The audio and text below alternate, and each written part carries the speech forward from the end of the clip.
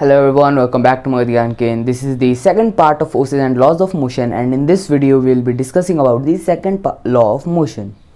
So before we see what is the second law of motion, we will first see what is momentum. So momentum is nothing but the quantity of motion possessed by a body. So motion of a body would depend on two things, velocity and mass. So take an example, two balls who have the same mass. So let's say that there are two balls, one with both of them being 5 grams,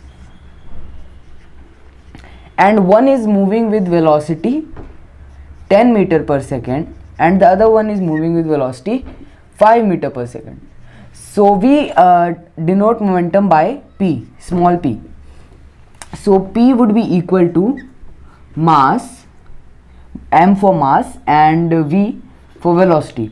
The momentum would be equal to mass into velocity.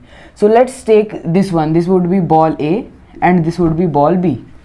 So the momentum of ball A would be mass 5 grams into 10 meter per second.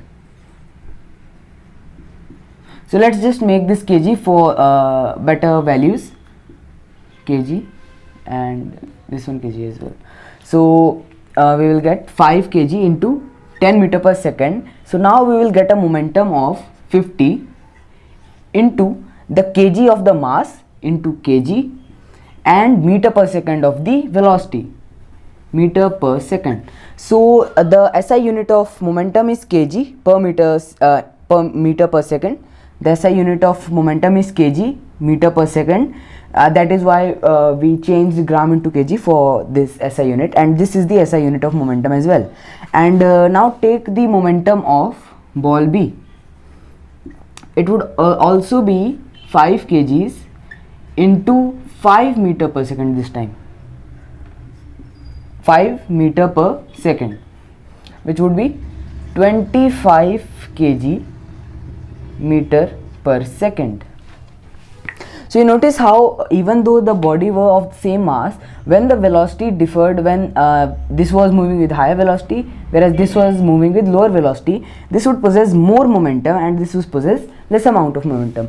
And if two objects are of different masses but moving with same speed, for example, if you have a bicycle which was moving with 5 meter per second and it hit you, you won't be hurt that much. But if a truck would also be traveling at 5 meter per second but it hit you, it would hurt you so much. So momentum is directly proportional to mass as well as velocity.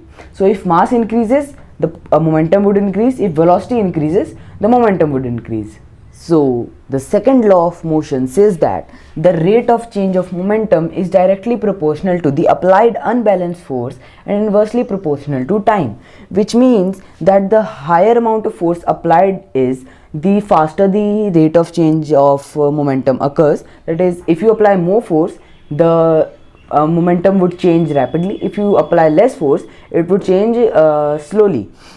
But it is inversely proportional to time, which means that if you take lesser amount of time, the rate of change of momentum would be faster, and if you take longer amount of time, the rate of change of momentum would be slower.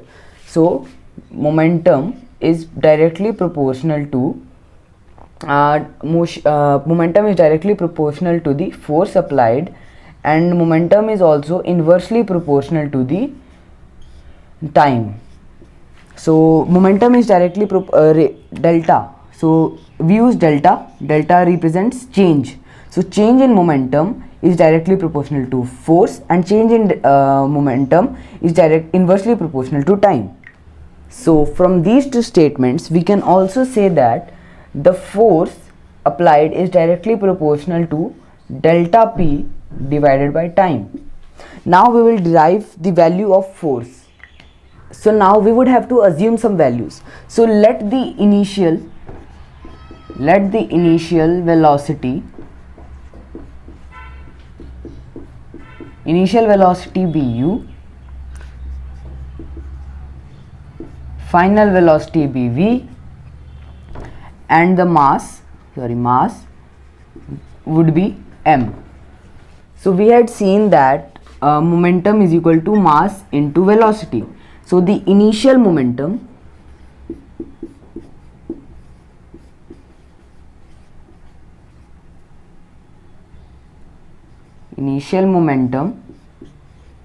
would be equal to mass into initial velocity. Initial momentum would be equal to mass into initial velocity, which is u, which would be mu, and final momentum would be equal to mass into final velocity, which was v. Then we would get mv.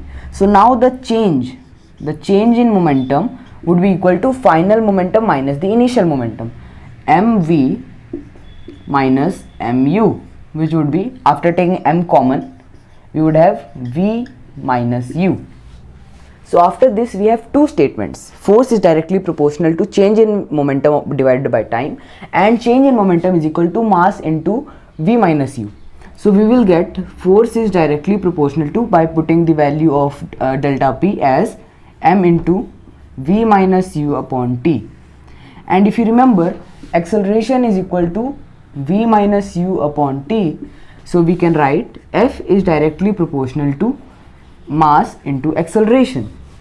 So now, if you don't know, to remove the proportionality sign and replace it with a equal to sign, we have to put a constant. So in this case we use the constant k. And the value of constant k is 1. So force is equal to kma, and since the value of k is 1, so force would be equal to mass into acceleration. Thanks for watching. This was all for this part, and make sure to subscribe to our channel when we are uploading new videos.